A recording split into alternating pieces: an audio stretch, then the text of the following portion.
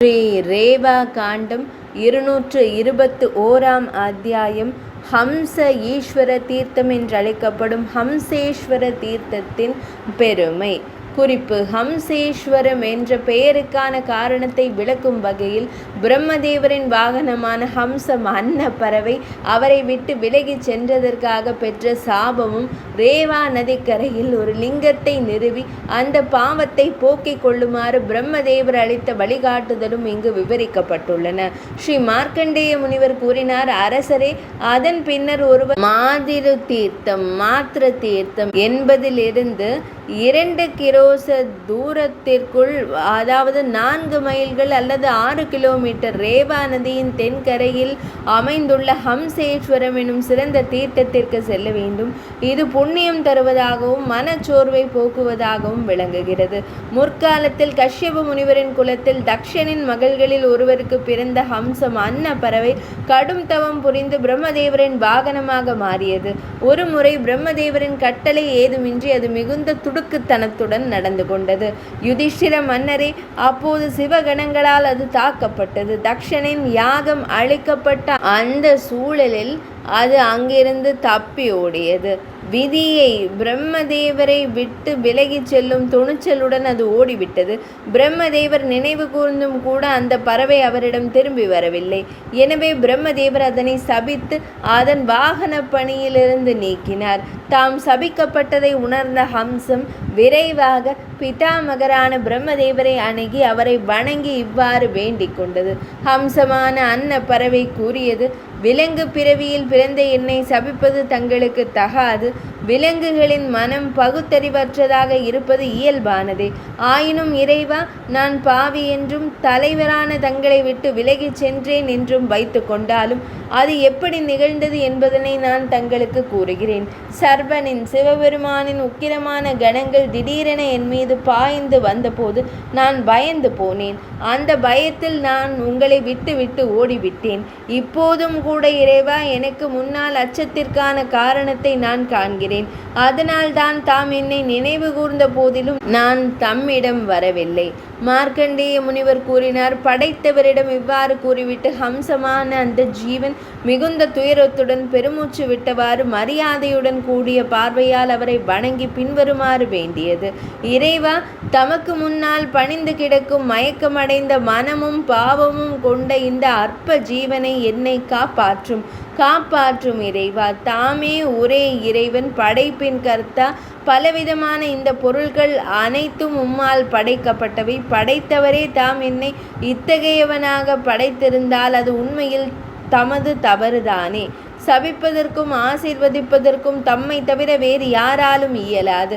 அப்படி இருக்க நான் யாருடைய அடைக்கலத்தை நாட முடியும்?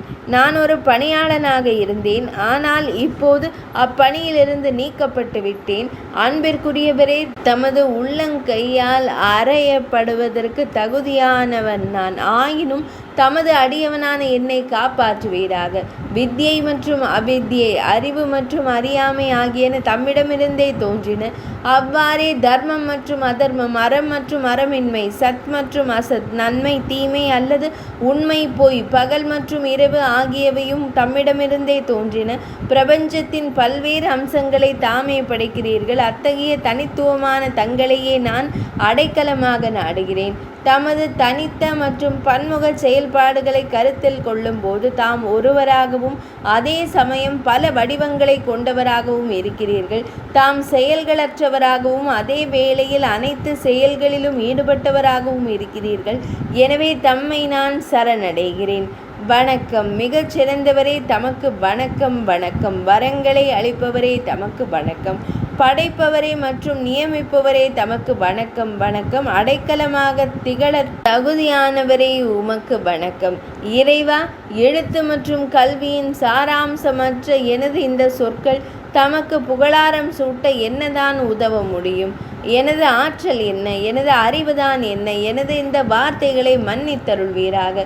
ஸ்ரீ மார்க்கண்டேய முனிவர் கூறினார்: ஹம்சமான அந்த அன்ன பறவை இவ்வாறு விண்ணப்பித்த போது மனமகிழ்ந்த பிரம்மதேவர் கூறினார்: பறவையே உனக்கு ஞானம் அருளப்பட்டுள்ளது. எனவே வருந்தாதே. தவத்தின் மூலம் உன்னை தூய்மைப்படுத்திக் கொள். அப்போதுதான் உன் சாபம் நீங்கும். ரேவா நதியில் புனித நீராடி அந்நதிக்கு தொண்டு செய்வாய். மகேஸ்வரனாரை சிவபெருமானை அங்கு பிரதிஷ்டை செய்த பின்னர் நீ விரைவில் உன் பழைய நிலையை அடைவாய்.